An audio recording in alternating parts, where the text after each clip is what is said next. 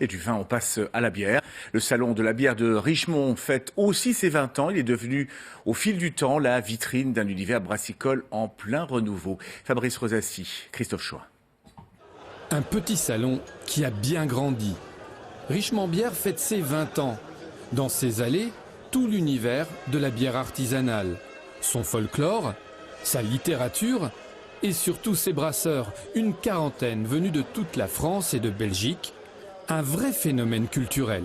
Le développement de la brasserie artisanale à l'heure actuelle est tellement important que de nouvelles brasseries se créent tous les jours. Il y avait une centaine de brasseries en 1998 dans toute la France. On en a pratiquement 1500 cette année. A priori, rien de plus simple que de brasser sa propre bière. Un couscoussier, un thermomètre, de l'eau. Kevin nous livre sa recette. On met 200 grammes de malt pour 1 litre de bière qu'on fait infuser. Et après, on met du houblon entre 1 et 2 grammes, ça dépend de la composition du houblon, pour donner donc l'amertume à notre bière qu'on cherche au final. Simple et complexe. Tout l'art du brasseur consiste en effet à se distinguer de ses confrères, car ici, chaque bière est unique.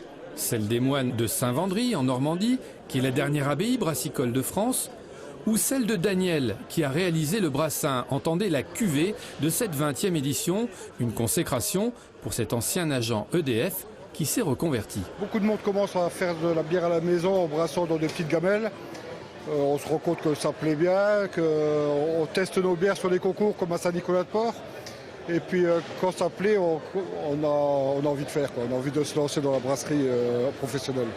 Tous ici vous le diront, la bière artisanale, c'est d'abord et surtout une histoire de passion et de convivialité. Une convivialité partagée par près de 5000 visiteurs ce week-end.